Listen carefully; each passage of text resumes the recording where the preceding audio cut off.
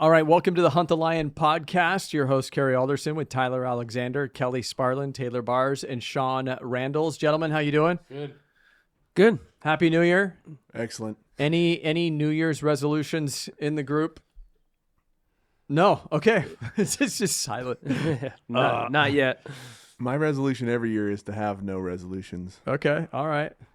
My wife and I do a thing I actually really enjoy every year. We have a whole list of stuff we set. It's not resolutions. We call them goals for the year. Yeah. So we have like spiritual goals, financial goals, family goals. We have a whole list, and it ends up being about 2 pages written all out. Yeah. And like physical health goals, all sorts of stuff, community goals. And at the end of the year, which we still have to do, we go through and look at last year's and see like, hey, which ones did we hit? Which ones did we miss? What did we not expect? And it's just a fun thing that we do each year. I love that stuff. We did that with our kids every year. Our son, all-timer, one of the funniest, we would have the kids involved in it. Our middle child, Owen, which is funny because he suggested today's topic. But one of his goals years ago was that we as a family would eat more cake. I really like Owen. Have I mentioned that before? My wife, we're all serious, like read our Bible more and do this and do that. And like, hey, we want to go to Disneyland this year or whatever. Owen says, eat more cake. We're like, all right, buddy. Nice. Eat more cake. And Owen's like the skinniest. I know. That's the irony. It looks like Owen's never eaten cake. He's pretty disciplined now. But so one of my goals this last year, I actually reached it. I love to have like goals and then set like a daily or a weekly thing to work towards it. And I'm not a runner, so you can't laugh at this goal that I set, but I wanted to get 600 miles walking, hiking, jogging, whatever it was. And on December 30th, I got to 602. It was a stretch in December because November was pretty bad, but I made it 650 miles a month. So, but I don't want to increase that this year. It's really hard to find time in my day to like lift and work and then also try to walk or run or jog or do all that stuff. So, but I'm like, man, 50 a month, I should be doing that. That's only 1.65 miles per day. So if you're somebody who's looking for some exercise, that's a 30-minute thing. You could do that. That's a lot of trips from the refrigerator to the couch. True. Clock your steps from the living room. I would be curious how many I actually do in a year because I walk all the time. You should be way over. Yeah. Don't track it at all. But yeah. So people that don't know, Tyler, tell them what you do. I'm a land surveyor, and we mark timberline. We do construction, so I'm just constantly walking around properties looking for pins, marking line. So, if we mark a mile of timberline, I have to walk it at least 4 or 5 times. So that's 5 miles just for that one job. And lots of elevation gain in Southern Oregon. There's no timber on flatland in Southern Oregon. It's all on a cliff. You need to get one of those watches with the steps thing. There you go. That's right. Yeah. Well, New Year's, this is the, whatever it is, 3rd or 4th day. It's January 4th, 2026, which is wild. But one of the main things every year is people want to get better health right away. And they also want to grow spiritually. So our topic today really is going to center around that. And then if we have time, we'll get to some other things that are going on kind of around the world. But our first topic that we want to tackle, talking about Owen, he asked me, he said, people want to eat healthier. They want to work out, read their Bibles, go to church, do those things. Those are all great things. My son asked me, hey, Dad, why don't pastors teach on gluttony? I'm like, why do you think? Pastors like to eat, bud. So it's kind of hard to get up there on stage and talk about something probably that you don't really want to be convicted of. So gluttony. Have you guys ever heard any pastor ever teach on gluttony? I cannot think of anybody. I think Tim Mackey has one. Probably. That I can see him doing that. A couple years ago. Okay. I heard, though. Yeah. Sean? That is funny, though, because one of my favorite Bible teachers, pastors, Brett Metter, he is a big dude, and he likes to eat a lot, and he jokes about it in a lot of his sermons. But recently, he's lost probably over 200 pounds. Him and his daughter both. They were... That's awesome. It's crazy. They've Good lost a few hundred pounds for sure. If you watch some of his latest teachings, which I watched their Christmas service, but he'd always joke about eating steaks. And even when we were going to church up there and we would do premarital counseling with him, and it's like always to go eat. Every church meeting and pastor meeting is out to eat somewhere. And we went out to eat with Brett quite a few times, but that is true now that you say that. What are your guys' thoughts? When you breached this topic to us earlier this week, and I really thought about it, I think the obvious one is food, and I think it's just what we have in America is a gluttony of comfort, and we just want to be comfortable. And I think that is with our time, we act like we're super busy, but how much time do we waste? How gluttonous are we with our time, where we just waste it on stuff that doesn't matter, not serving God, not serving our community, not serving our family, and how much time and effort do we take just to be comfortable? And I think that's a huge, huge problem. So like comfort? Yes. Yeah, like a overabundance of comfort? Yes, absolutely. So gluttony is referring to, it says, maybe one of you guys can remember the verse, but it talks about those who had for their gods their stomachs. Is it in Acts? But there's this warning about those who have placed food and eating as their god. Their stomach is literally their god, it says. And it's touching on what you're talking about, Kelly. It's like comfort. And so it does, gluttony is talking about eating too much and overeating and things like that. But it is obviously a much broader topic. And I think Tyler's talking about, just a general laziness, uncontrolled appetite. So it can play into lots of different ways in our lives. But I think what we're primarily talking about is control of food. And then I would like to, or our appetites. And then I would like to probably expand. Did you have something to add, Kelly? Yeah, just to make sure all my cards are on the table. I definitely have a problem in this area. I don't want to avoid it. Like I don't. Oh, man. I mean, it'd be tough to find somebody who doesn't have an issue with this. I was sharing with one of you guys. So I was doing something around the house. I don't know about you guys, but like something gets stressful, something breaks, you're trying to fix something, you're trying to take care of work things, whatever. And I have in my freezer, I have dark chocolate, salted, sea salt, whatever, almond bar, always. Like there's always one in there. And I'll just break off a chunk. I don't smoke or chew. So I'll break off a chunk of chocolate and like eat that while I'm like going about my business. And I'm realizing like that is it's my little comfort. It's my way of emotional eating. It's actually like a really healthy chocolate bar, so I don't feel terrible about it, but still it's an uncontrolled response to a negative in my life where I'm like, I need to eat this thing right now. Now, for other people, it might be way worse. It's going and eating fast food and getting the 44-ounce soda or whatever it might be. Or it's this, like I talked to a guy at church recently, just a guy. He said, man, I just go out and buy things. I feel like I have this addiction to buy things. Uh-huh. And he's like, I don't even need it. I just go out and buy this new thing and then that new thing and then this thing. He's like, just because I have money, I have this addiction to just go buy things. So I was like, huh. I'm like, I love hanging out with the body of Christ and guys because I always learn like, oh, there's like all kinds of different ways to like be addicted to things or sin and like, but God still loves us. I just find out I love being around the body of Christ just because I feel like I'm not a loner. Yeah. In Luke 12:15, and Jesus said to them, take care and be on your guard against all covetousness for one's life does not consist in the abundance of his possessions. So like you're talking about, there's just like this appetite for more things. And again, food is obviously a part of gluttony, but you're right. Like this insatiable appetite we have for stuff. Tyler, you look like you had something to add to that. No, I'm right there with you. And where my vice is sugar, especially this time of year during wrestling season, coaching. And I was at Eagle Point High School all day yesterday, coaching a wrestling tournament. And you like go in the coach's room, and they got banana bread, and they got cookies, and they got scones.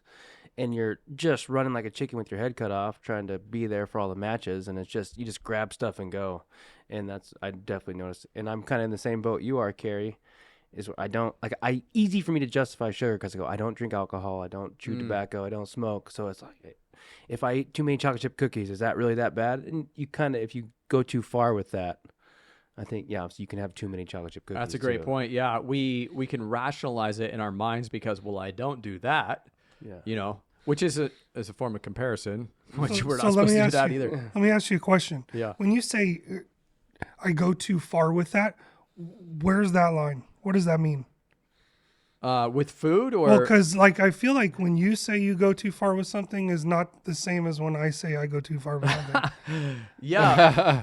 So that's a great point, but everybody has their own calling and their own convictions, and so God speaking to me about that is going to be different than God speaking to you about it. So, yeah, you're right. It kind of reminds me. Have you guys heard the term skinny fat?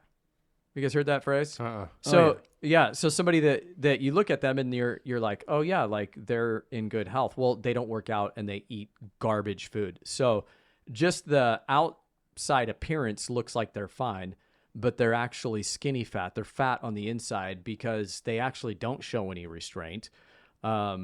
They have no self-control. So I think we have to be careful about like looking at somebody like, oh, based on their size or what they might consume or whatever, you could really misinterpret the situation. Like in my case, Sean. Oh, I was just thinking a lot of guys that I hang out with here at church, even a lot of guys do Zins, and it's not a Bible that you can't chew tobacco or anything like that. But I just know a lot of guys that are like, man, I just can't stop, man. I'm trying to quit doing Zins, and it's just my thing. And so I don't know where you draw the line and all that. I used to chew when I was younger. I chewed a lot, actually, but way before Zins and vape. But I know guys that just always have a Zin, and it's like, is that a sin? I mean, it's not in the Bible, but like, how do you guys feel about Zins? Because I see it everywhere. I'll let these guys share first, and then I'll share what I think. I don't know. Isn't that a slippery slope, though? I mean, that could be the same for weed. Isn't in the Bible either, right? But Yeah, to use it's not in the Bible. I don't know if that's a good. I don't think that's a good argument. Yeah. I heard a lot of the ones there's like, well, it grows out. It's a natural plant, and it grows out of the earth. So God put that here for us. Yeah, and a lot of those guys would be like, I would rather be a stoner than a drunk. And it's like, alcohol's in the Bible and it's okay. And then guys would be like, well, no one gets pulled over and kills people smoking weed. I mean, I hear that one all the time. And it's actually true. Alcohol, I think, is a lot worse than weed. So There's a lot of statistics that would say otherwise. The problems manifest themselves differently. Psychosis, gateway to other things, all kinds of stuff. Massive increase in risk for heart disease and for cancer. And unfortunately, those stories get suppressed in our community because marijuana, cannabis, whatever, is such a huge part of our local industry. But it is infuriating to me when I see kids that are like, yeah, my parents were potheads. It just like opens the door for so much more. What about the spiritual warfare aspect of this? Right? I've heard a lot of like the ex-witchcraft people and Satanist people that say that those are like gateways for demonic activity or gateways for the spiritual attacks, right? So you could be completely protected, living your life well, and then you open the door because of drugs or alcohol or whatever it happens to be. How do you feel about that? Yeah. Well, I don't think we want to dabble with anything like anybody who tries to keep sin in its like little spot and feel like it's a pet they can control is going to find real quick that they can't. One of the things over and over that you see in Titus in the first couple of chapters for men, it just it gives, I've shared this before, but like in Titus, it's funny, like it talks about all these different things for ladies. For men, over and over, it just says, be self-controlled, be pure, be self-controlled, young men, be self-controlled. And so if you don't have control in that area of life, you're quickly going to find that you don't have control in a lot of different areas of life, whether it be Zins or marijuana or any of that stuff. What is the verse that says, I will be a slave to nothing? I will not be mastered by anything. That's in 1 Corinthians 6. Everything is permissible, but not everything is beneficial. Everything might be permissible for me, but I will not be mastered by anything. food for the stomach and stomach for the food, but God will destroy them both. The body is not intended. It goes on and talks about sexual immorality and stuff in that verse, but self-control. So a guy who says that he wants to quit Zins but can't, he is being controlled by that. Was that verse in context with the new covenant on what they could and couldn't eat? If I remember in 1 correctly. Corinthians? Yeah, because they used to have restrictions on food for like kosher stuff. Yep. Okay. Yeah. What I've heard from a lot of people too is they'll justify edibles because it helps me sleep. And if I'm just being frank, if you're a dude who needs edibles to sleep, you're just not tired enough. You're not doing enough. God wants us to work. Yep. If you're working 6 days a week, sun up to sundown, you're not going to have a problem going to sleep. Yeah. That's part of that comfort thing I was talking about. It's okay to be really tired at the end of the day. It actually feels good, and you sleep so much harder. Agreed. And it's okay to have to deal with something, you know, like people want to numb or find ways to, like, this isn't everybody. And I understand. And sometimes I do this, but very, very rarely. Like, I try to not even take ibuprofen or Tylenol.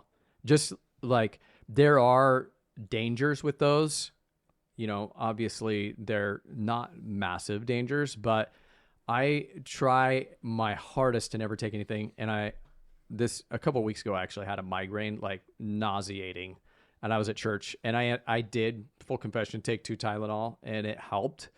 But as much as possible, I try to not even do that, because the Bible talks too a lot about being sober-minded, and anything that numbs your senses is preventing you from really soaking in what the moment is that God has given to you. So if it's marijuana, if it's a vape, if it's a Zin, if it's a donut, if it's a dark chocolate, whatever it is, I'm trying to numb the experience that God has me facing. I don't necessarily consider this a pushback, but it's just something else that I've heard. Yeah. Is people use it to amplify the experience. It's not dulling it, it's amplifying it, right? Like microdosing mushrooms, the psilocybin stuff, or even the marijuana stuff, right? They're going into that experience, or smoking or eating a gummy, with the intent that it's going to amplify their experience with God, right? They're going into this praying, and then, you know what I'm saying? Yeah. And I've heard this from quite a few people. Yeah. So what is your thoughts on that? I don't really know a lot about the mushrooms, just that they were made legal here within the past year or whatever it is. I have read some concerning things that I feel like the industry kind of tries to suppress. I also feel like at some point, are we going to fully trust the Spirit to do its work, or are we going to try to make up for what we think God can't do himself? Can we fully trust that, like, the Holy Spirit, God's power at work within us, will be enough? At some point, we have to ask that question. Or do I need to add something else to it, you know? I'll just sum it all up right here with when I was using drugs and alcohol, growing up in that lifestyle, my life was a mess, complete wrecked up. And then as soon as I started walking with the Lord and I dropped all those weights that it says in the Bible, it says, drop the weights that so entangle you. You know, in Hebrews there, it says, like, let the weights go that so easily entangles you in sin. Once I dropped the drugs and alcohol in my life, and I did that for 10 years, drugs as a 12-year-old to 22 years old, I did drugs for 10 years straight, was always in jail, in and out of lockup. And once I stopped, man, it was like I was freed in my personality. It was like God gave me this personality that I have, that drugs and alcohol were suppressing that, my personality, that God gave me this bubbly, awesome personality. And what drugs and alcohol did was suppress that. What Satan wanted to do was suppress me down. And then when I got free to the drug addiction and alcohol, and I started walking with the Lord, it was like, whoa, I have this personality that God's created in me, and that all that did was suppress it. So Satan wants to suppress our natural born, what God has given you as a personality. And all the drug, we used to call cocaine and crystal meth Satan's dandruff. And so people would do that. And I saw the effects of drugs in crazy situations, but that's probably for another day. But I just know when I dropped those weights and started walking with the Lord, I was like a brand new person, freed up in the personality that God created in me. I love that you refer to yourself as bubbly. Yeah. He owns it. Yep. Yeah. Yep.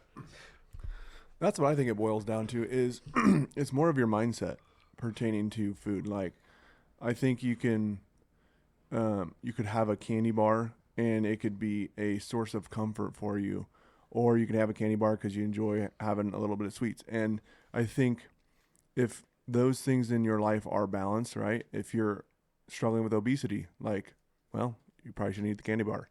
If you're healthy, active, and you want to have a cookie, that's okay. Like, it's not, it's just like a lot of things in life. It's when it's an overdrive, that's when it's a sin, right? So I think that also on the other side of the coin too, there's people that are maybe super fit and strong, or women that are very beautiful, and they're so obsessed with being perfect that they've missed it. Right? It's like, Missed what? the fact that God made everybody different, and your body type is going to be, everybody's going to be a little bit different, and there's no perfect standard, right? To where you can't eat anything, you can't, like, your whole life is controlled by how perfect or imperfect you look.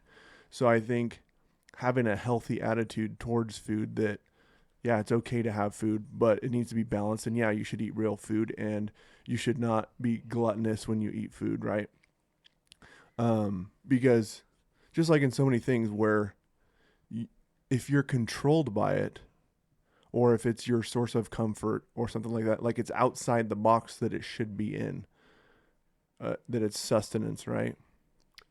So it sounds like what you're saying, I think we'd probably all agree, is in the same way that you turn to food or Zins or whatever it is to fill some sort of void, people can also look at fitness and nutrition and those things as also kind of their God, and just become obsessed where it is giving them some sort of like fulfillment. They think it'll fulfill them, and then you get to the point where you're like, well, this hasn't actually fulfilled me, you know? Right. Their value is not in whether they have a perfect body. Yeah. Because all that stuff, I mean, after you're like 10 years old, you're going downhill. Exactly. Yeah. You know what I mean? Wrinkles are coming. Yeah. And so it's like, and there's going to be men and women that are skinnier and not as skinny.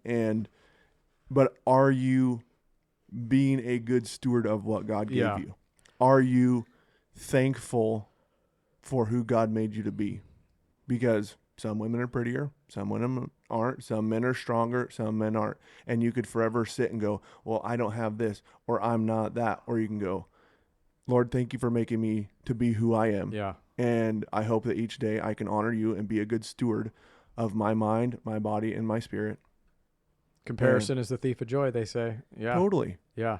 It's funny. I saw a meme. It was saying something like, 2026, here's to another year of me working out really hard, being in great shape, eating really good, all to just sit home and wear baggy sweats and never go out in public or whatever. But I was like, actually, that's how it should be. Like, I'm not working out so that I can go out and be like, look at me. I'm working out so I can be in good health and have some discipline and exercise and use the body that God gave me. So while it was kind of a joke, I was like, that is actually like spot on. Yeah. Have some modesty and not be out here just trying to do this for other people, but for myself, you know?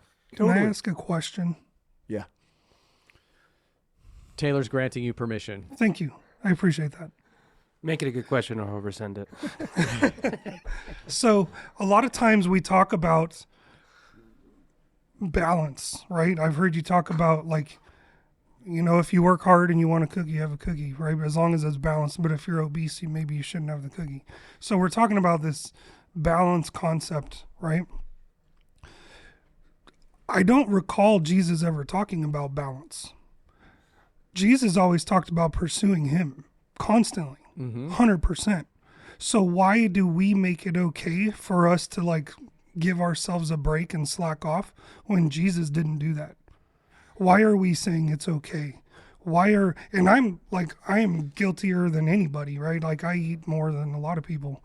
And I slack off too. Laziness is one of my Achilles heels. But when I hear that, the thoughts that pop in my head are completely contrary to what you're saying. Jesus said, pursue me, right? Nothing else matters. The cookie doesn't matter. Come after me and I will give you that feeling. Right. I agree with what you're saying, because what I'm saying is when you give those things a disproportionate amount of thought and energy, it takes away from your opportunity to pursue the Lord, because the people that maybe are obsessed with fitness, or maybe they're obsessed with food, or whatever the vice is, like Sean's saying, it could be drugs and alcohol, it could be food, whatever is an overdrive or consuming more thoughts than proportionally it should, is actually taken away from your mental capital or mental capacity to be able to pursue the Lord, right? I just feel like a lot of people, and I've heard people say like, it's okay, right? It's okay. You have balance, right? Like they're trying to justify or smooth it over and make it okay that you're not actively pursuing God, right? You're doing what you want for a little bit, or you're just like taking your time, or whatever you want to call it. I agree with you. I think you guys might be talking a little bit about a couple of different things, because I'm 100% with you, Kelly. Like, I don't think there should be balance when it comes to pursuing the Lord. It's 100% all in. And I know all of you guys, including Taylor, agrees, but I think maybe, let me give you this scenario. Let's say I'm under 2,000 calories a day, 1,500 calories or whatever. I'm working out, all that. My grandma, my mom, or somebody for my birthday bakes me a cookie, and I don't eat sweets, and they bring them over. They bake, so I'm not going to be a glutton if I'm still under my daily caloric intake by eating this cookie that my mom made me for my birthday. Like, I feel like that's kind of more what you're talking about. You're not somebody who's eating 4,000 calories and you're going to buy some Oreos. Exactly. You're talking about. If somebody, like, I'm one of those people where if I go to somebody's house and they make me food, yes, I will eat it. Yeah. Because I feel like that's honoring to them, because they're trying to be generous. You know what I mean? And so do I have to have 9 plates of it? No. Yeah. But I can say, or like if they made me a cookie, I can have 1 cookie. Like, I don't have to eat 9. Yeah. That doesn't stop you when you're at my house. Well, if it's sourdough bread, But so it's just one of those things where, yeah, if somebody like wants to make you something nice, you can honor them and have, a piece of toast or a cookie. You know what I mean? You don't have to be like, well, you're fat and I can't believe you would make these cookies and da-da-da-da. No, it's just like, okay, yeah, sure, I'll honor you and eat that. Like, you know what I mean? It just doesn't need to be outside of the box it should be in. Like God is so much bigger than that, right? But if there are some things that are, you know what I mean? Like, they are allowing the enemy more opportunity, like, then shut that down. Mm-hmm. I feel like the reason I brought up what I brought up to counter that is because my personality happens to be very like addictive. Mm-hmm. So if I allowed myself to do that and feel comfortable, I'm going to just chase the comfort. Mm-hmm. Right. So now I'm going to eat the 9 cookies because I like cookies.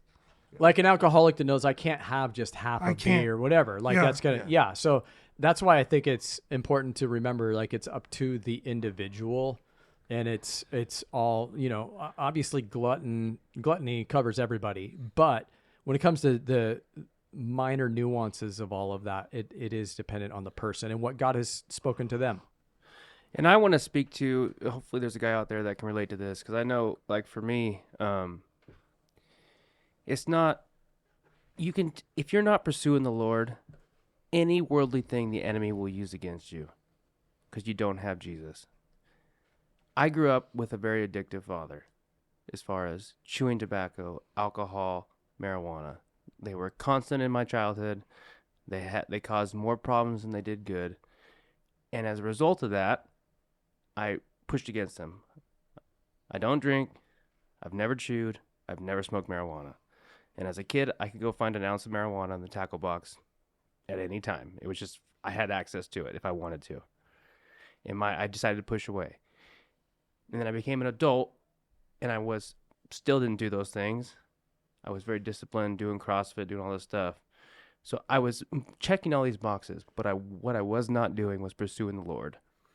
So the enemy, our spiritual enemy, the devil, what he did in me is he took all that, and I was focused on myself, and I thought I was good because I wasn't doing these things, and I was disciplined physically, and I was angry.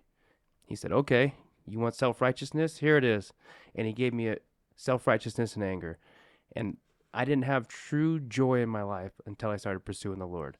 So no matter what you're doing, if you're not pursuing the Lord and trying to build his kingdom and serve others, the enemy will use it against you, and it will not bring the joy of the Lord into your life. Amen. Mic drop, Tyler. Well said. That's right. All right. So, one food that is your kryptonite. That's an easy one. What is it? Chips. Yeah, I'm with you. Salty things, potato chips.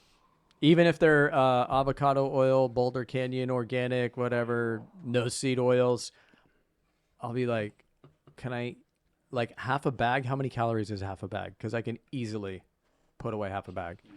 Those are rookie numbers.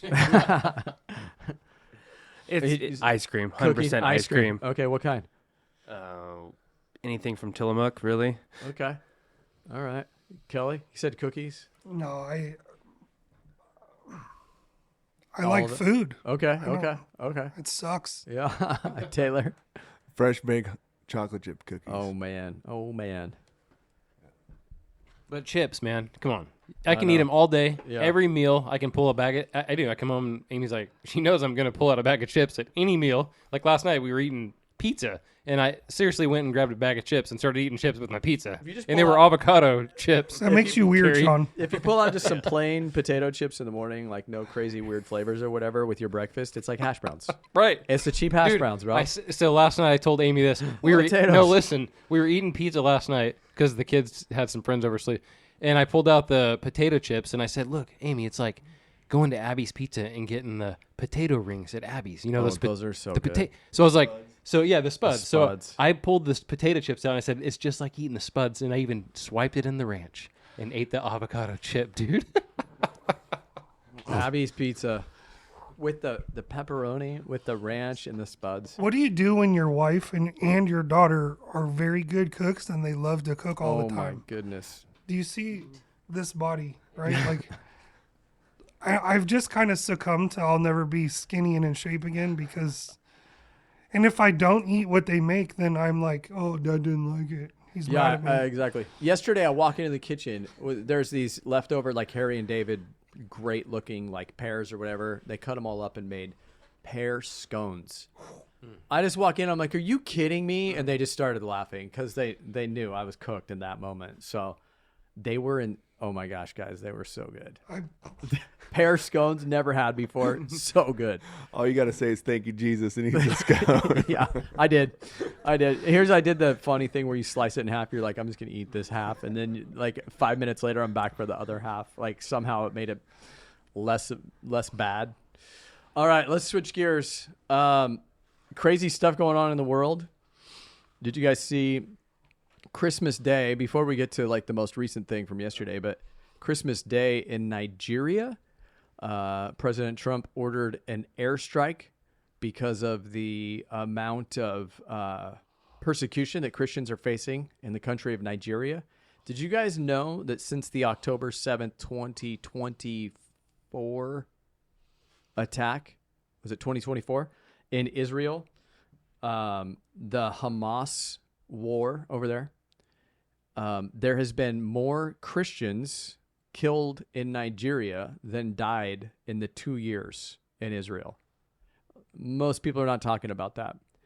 Finally, they got it on Trump and our government's radar, and Christmas morning, there was an attack there. But then just today, this morning, January 4th, the 4th, right?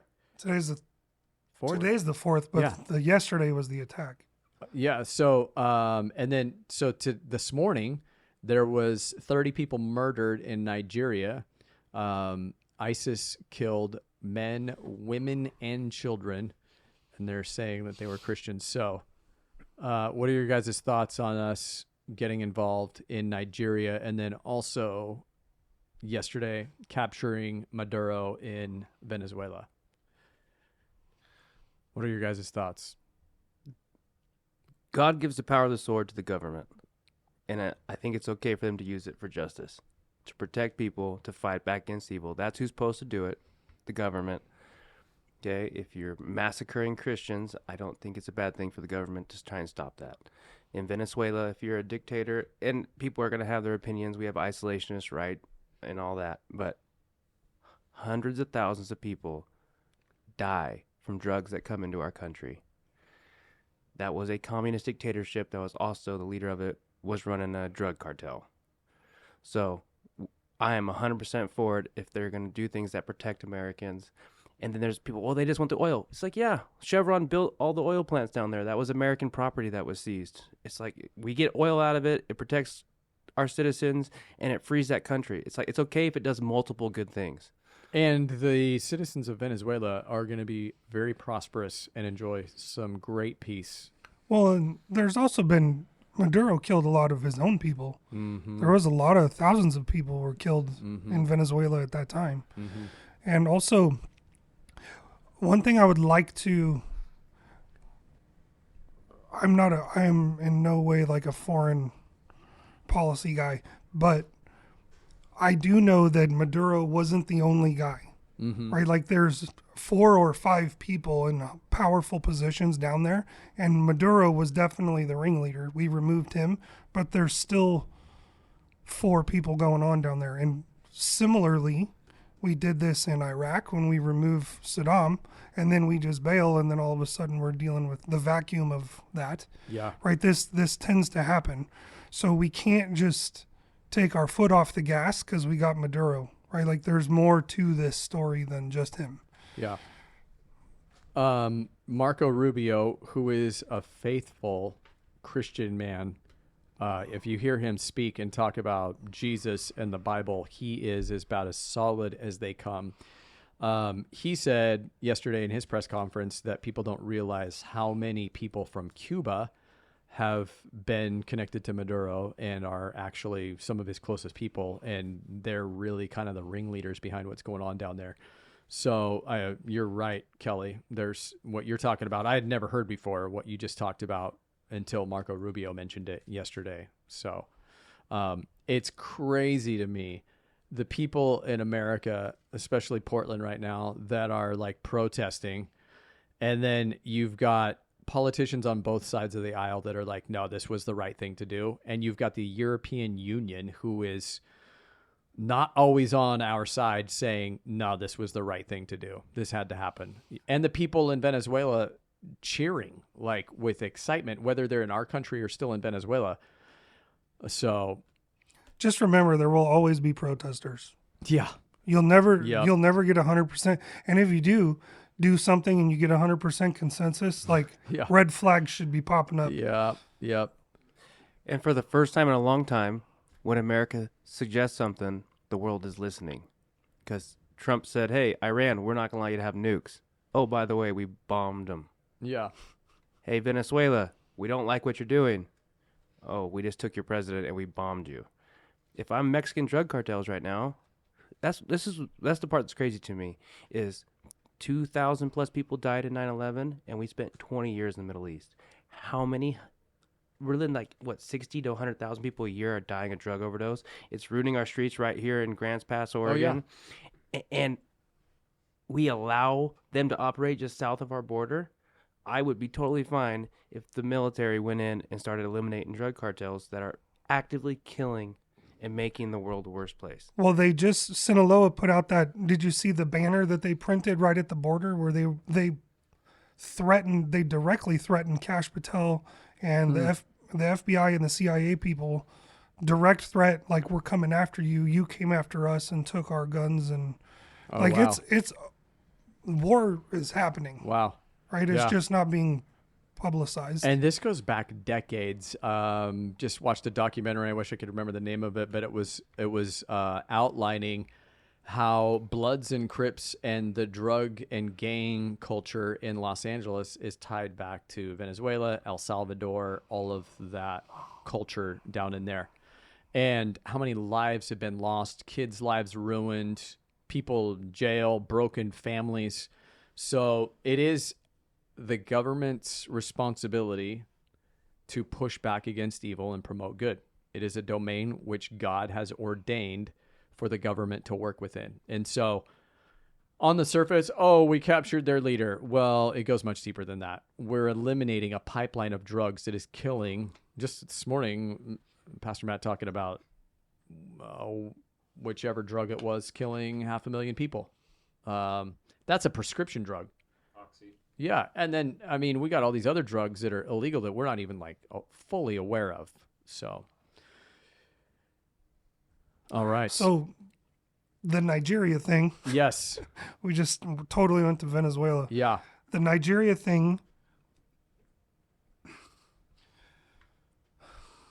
I feel like what we're dealing with the Maduro and the Nigeria thing, we're dealing with symptoms and we're not dealing with the problem. Right? Like, yes, we attacked the people who were attacking the Christians, and yes, we bombed ISIS who were killing people, and yes, we went after Maduro but what is the actual problem that we're dealing with in this world? Islam. That's a big one. People that don't have Jesus. Yeah. Yeah. I'm just Yeah. why are we not fighting that? Why are we just treating this is this equivalent of just taking Tylenol and not actually going and fixing the problem? Yeah. But at least we're doing something. For a long time, we were doing nothing. At least That's we're starting to fight symptoms. So if we start with symptoms and eventually, if you're really, really sick, I think sometimes you just got to get the symptoms under control and then start fighting the real fight. So at least we're doing something. Well, I think, too, there is something being done because there's Christian churches in the most persecuted place in the world, Nigeria.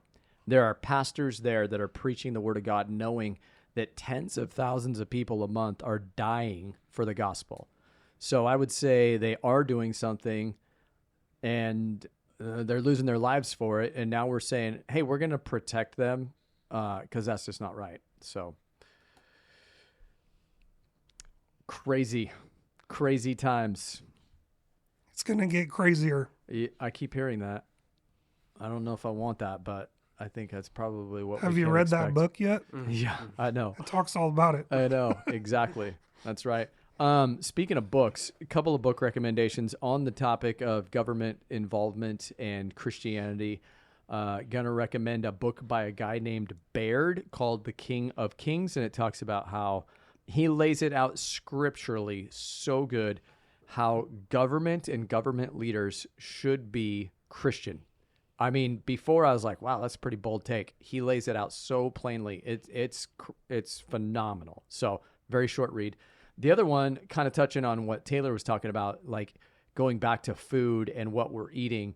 If you haven't read The Maker's Diet is a great book, and it talks about God's creation and like what he has made for us, for our health and for our benefit, for our healing, for optimization of living. It just goes through all the things that you need and just the balance of all of it. It talks about the food that we're not supposed to eat, unclean animals, bottom feeders, and things like that. So it's called The Maker's Diet. Highly recommend if you haven't read that one. So any final thoughts, words?